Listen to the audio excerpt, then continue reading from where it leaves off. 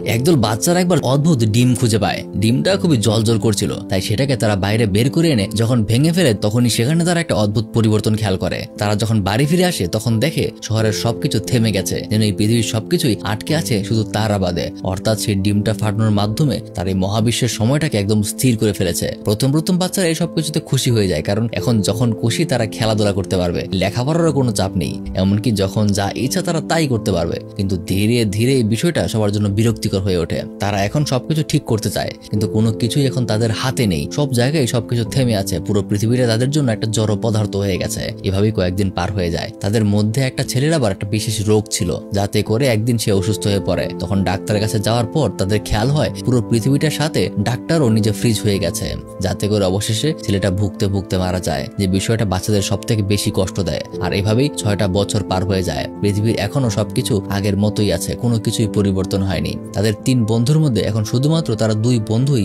এই থেমে যাওয়া পৃথিবীতে এখনো টিকে আছে। তাদের মধ্যে এখন কোনো উদ্দেশ্য নেই, কোনো লক্ষ্য নেই। বেঁচে থাকার শেষ ইচ্ছাটুকু যেন তাদের মধ্যে আর বাকি নেই। কিন্তু একদিন যখন এক বন্ধু মাটিতে শুয়ে আকাশের দিকে তাকিয়েছিল, তখন সে আকাশের চাঁদের গায়ে কিছু পরিবর্তন দেখতে পায়, যার দেখে তার মনে আশা জেগে ওঠে। কারণ চাঁদের মধ্যে যেহেতু পরিবর্তন হচ্ছে, হয়তোবা সবকিছু ঠিক হয়ে যাবে। তাই এই সুখবরটা দেওয়ার জন্য তার বন্ধুকে পাগলের মতো সে খুঁজতে শুরু করে। এক সময় তাকে খুঁজতে খুঁজতে সে তাদের সময় কাটানোর একমাত্র জায়গাটায় যায়। আর ওখানে গিয়ে বুঝতে পারে তার বন্ধু নিজের জীবনের কাছে হেরে গিয়েছে। কিছুক্ষণ আগেই সে এখান থেকে সমুদ্রের পানিতে ঝাঁপ দিয়ে নিজেকে শেষ করে দিয়েছে, যার কারণে এবার সে নিজেও বেঁচে থাকার শেষ আশাটাও হারিয়ে ফেলে। সেও তার বন্ধুর মতো ওখান থেকে পানিতে ঝাঁপ দেয়। আর পানির গভীর যেতে যেতে সে এক সময় তার বন্ধুর ডেড বডির সামনে চলে আসে।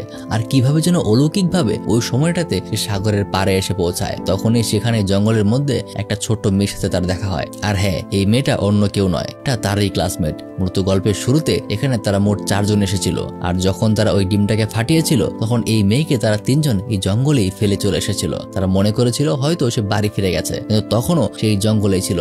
আর আজকে এতগুলো বছর পার হলেও সেই মেয়েটার কাছে মনে হচ্ছে মাত্র কয়েক সেকেন্ড পার হয়েছে, যেখানে তার এই বন্ধুটাকে সে চিনতে না পেরে ভয় পেয়ে চলে যায়। আর এখান থেকে শুরু হয় তার নতুন একটা জীবন। বলছি 2016 সালে মুক্তি পাওয়া কোরিয়ান মুভি ভ্যানিশিং টাইমের সংক্ষিপ্ত একটা গল্প। এতক্ষণ আপনাদের সাথে ছিলাম আমি মারুফ। দেখা হবে পরবর্তীতে অন্য আরেকটা ভিডিওতে।